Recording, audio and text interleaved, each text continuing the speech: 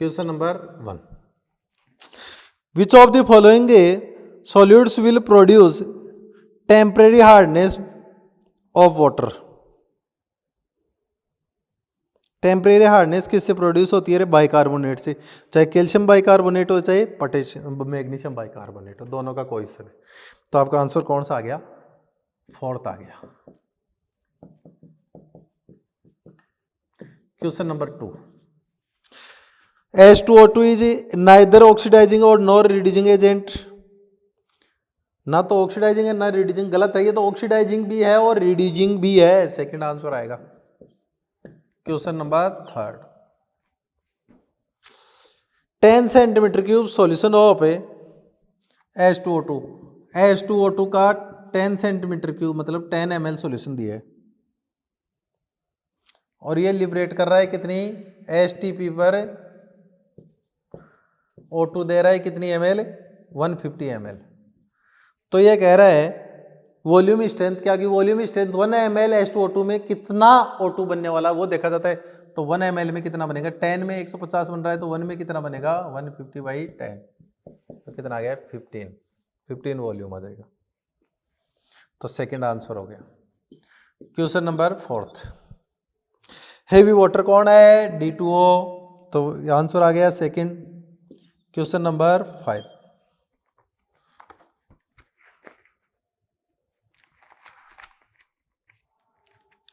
Hydrogen can be placed in group in halogen group because.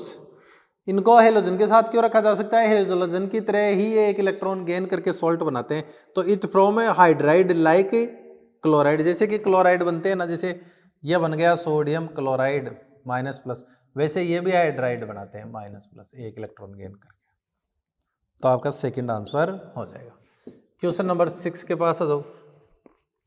Heavy water D2O is a product of oxygen and hydrogen.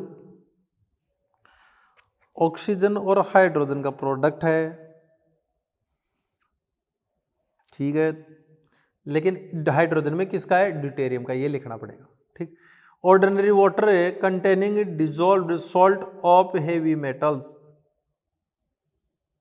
Ordinary water है जो containing dissolved salt, नहीं deuterium आता है इसमें। तो ये कह रहा है कि ordinary water containing dissolved salt of heavy metals कि D2O वो है जो ऑर्डिनरी वाटर में मेटल्स को डिजोल्व करने पे बनता है। गलत है। वाटर ऑफ मिनरल्स स्प्रिंग्स, ये भी गलत है कि ऐसा वाटर जिसमें मिनरल्स प्रेजेंट। फिर वाटर ऑब्टेन्ड बाय रिपीटेड, हाँ ये वो वाटर है जो बार बार रिपीटेड डिस्टिलेशन करने से और कंडेंसेशन करने से बनता है। 4th वाला सही है। Question number 7, temperature of maximum density. तो H2O की तो होती है 4 और उसकी होती है 11.6। फर्स्ट आंसर आ जाएगा, याद रखना इसको। Question number 8, the process use to the attraction of hardness. Hardness water को तो कोलगन प्रोसेस पहला ही आ गया ना, कल पढ़ा था ना, सोडियम हेक्सामेटाफॉस्फेट। परमानेंट हार्डनेस किसकी वजह से होती है? कैल्शियम या मैग्नीशियम आयन की वजह से। तो ये क्या बन जाएगा? Na2Ca2PO36 प्लस में क्या निकल जाएगा आपका? 4Na+। ऐसे तो कौन सा आंसर आ गया? फर्स्ट ही आ गया। Question number 9, nature of H2O2 is weak acidic nature का होता है। ये सेकंड आंसर आ जाएगा। Question number 10, for H2O D2O which statement is correct. H2O D2O के लिए कौन सा सही है? बोथ है, नहीं, बॉइलिंग पॉइंट दोनों का अलग है। Surface tension of D2O is less than H2O, बिल्कुल D2O का सरफेस टेंशन कम होता है H2O से। H2O क्या होता है कि अट्रैक्शन ज्यादा देता है क्योंकि उसका डाइलेक्ट्रिक कांस्टेंट ज्यादा है, H बॉन्डिंग भी वो बनाता है। सेकंड आपका correct answer. Question number 11, hydrogen is not obtained when zinc react. Zinc cold water से रिएक्शन करता है तो जिंक हाइड्रोक्साइड और H2 बनेगी। हॉट NaOH के साथ तो सोडियम जिंकेट प्लस H2 बनेगी। कंसंट्रेट के साथ नहीं बनाएगा। थर्ड आंसर आ गया। कैसे? जिंक की जब आप कंसंट्रेट H2SO4 से रिएक्शन करवाओगे ना भैया, तो ये बनाएगा ZnSO4 plus SO2 plus H2। तो कौन सा आंसर आ गया? Third. Question number 12, among calcium hydride ammonia NaHB2S6 कौन से हैं जो कोवेलेंट है? तो कैल्शियम हाइड्राइड आयनिक है, NaH3 कोवेलेंट है, और कौन सा है? सोडियम हाइड्राइड ये आयनिक है, और B2S6 ये आपका कोवेलेंट है। तो पहला आंसर आ गया NaH3 एंड B2S6 ये कोवेलेंट है। Question number 13, which of the following is not oxidize by O3? तो Ki को I2 में ऑक्सीडाइज कर देगा, FeSO4 को फेरस सल्फेट को फेरिक सल्फेट में ऑक्सीडाइज कर देगा, K2MnO4 यह आपका क्या आ गया? मैग्नेट आयन है, इसको परमैग्नेट में ऑक्सीडाइज कर देगा, मैग्नीज +6 है ना, इसको +7 में ले जाएगा। KMnO4 को ऑक्सीडाइज नहीं कर सकता। क्यों नहीं कर सकता? क्योंकि ये अपनी मैक्सिमम ऑक्सीडेशन स्टेज में है, अब इसको आगे ऑक्सीडाइज कहां करेगा? क्वेश्चन नंबर 14,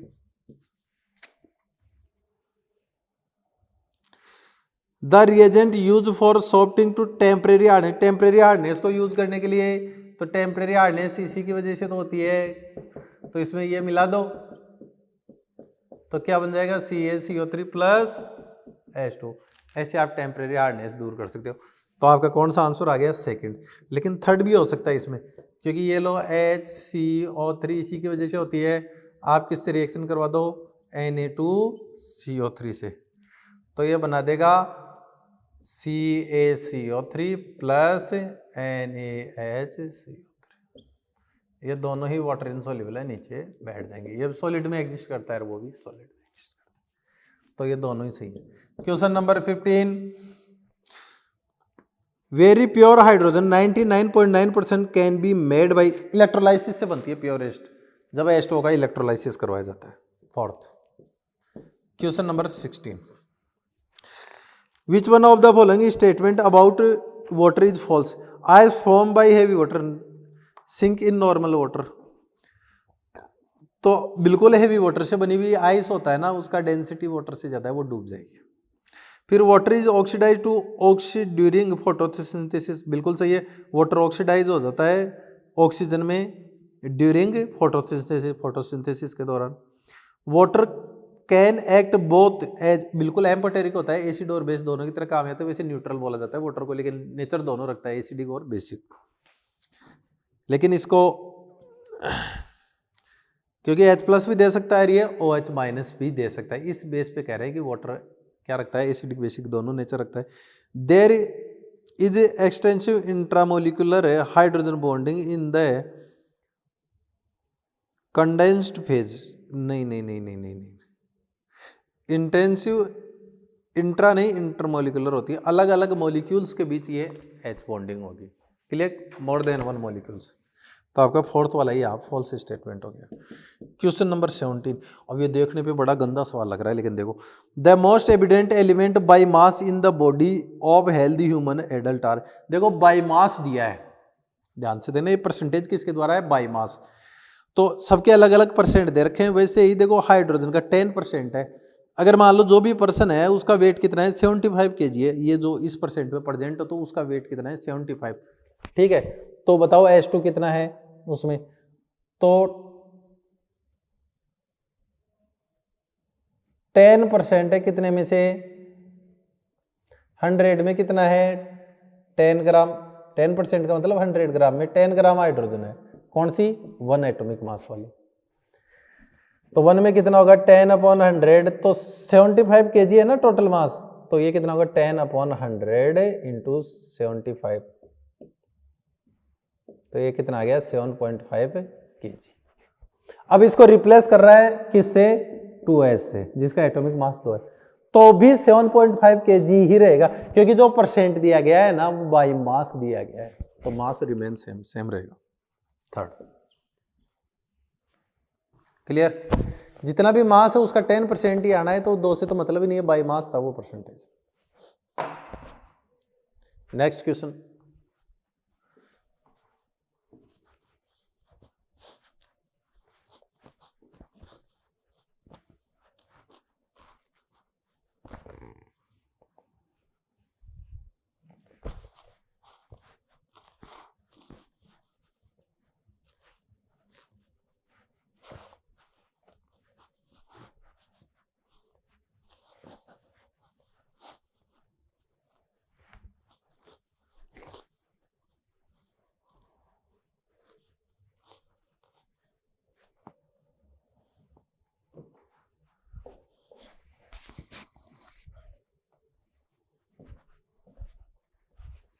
क्वेश्चन नंबर 18 क्या कह रहा है, हाइड्रोजन पेरोक्साइड ऑक्सीडाइज FeCN6 को ऑक्सीडाइज कर देता है किसमें, FeCN6, तो ये +2 से इसको +3 में ऑक्सीडाइज कर देता है कौन, H2O2। क्लियर। तो जब भी ये ऑक्सीडाइज करता है ना, खुद का रिडक्शन होगा तो खुद H2O बनाएगा, हमेशा ध्यान रखना। लेकिन जब ये इसको रिड्यूस करेगा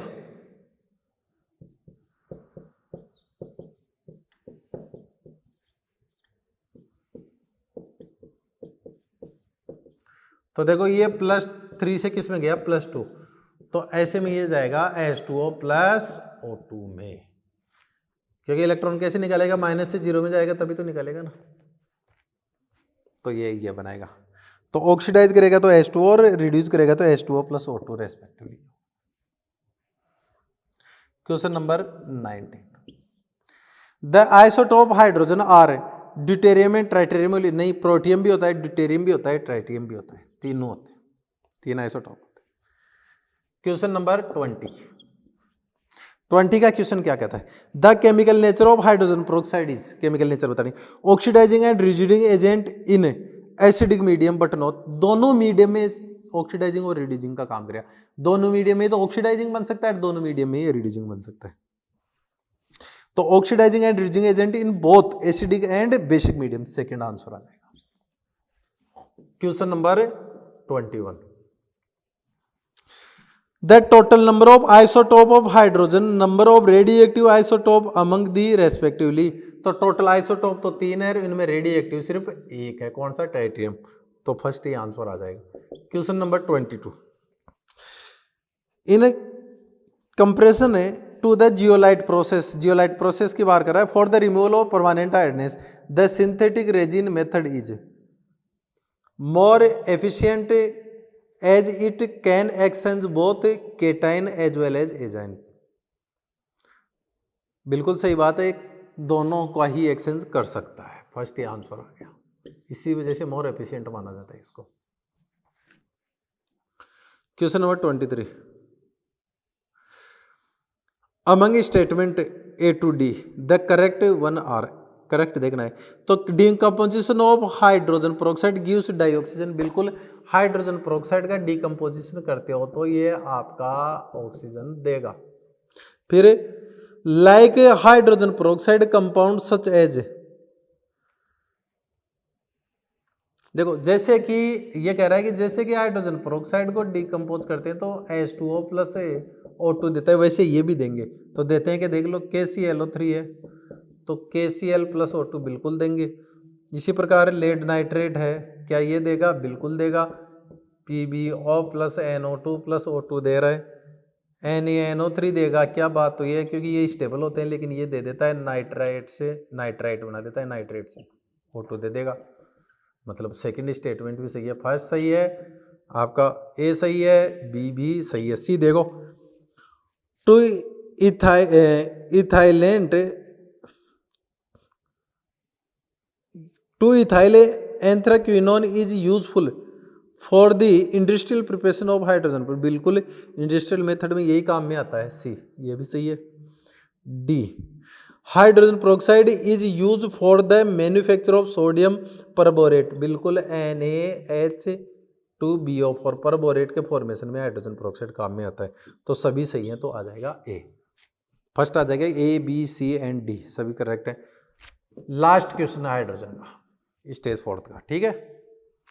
hydrogen has 3 isotope A B and C, hydrogen 3 isotope रखता है A B C, आपको पता है ये तो प्रोटियम होता है या हाइड्रियम जिसको बोल सकते हैं, ये ड्यूटेरियम होता है, ये ट्राइटेरियम, इसमें नंबर ऑफ न्यूट्रॉन होते हैं 0 1 2, प्रोटॉन होते हैं 1 1 1, ए होता है 1 2 3 और इलेक्ट्रॉन होते हैं 1 1 1। आ जाओ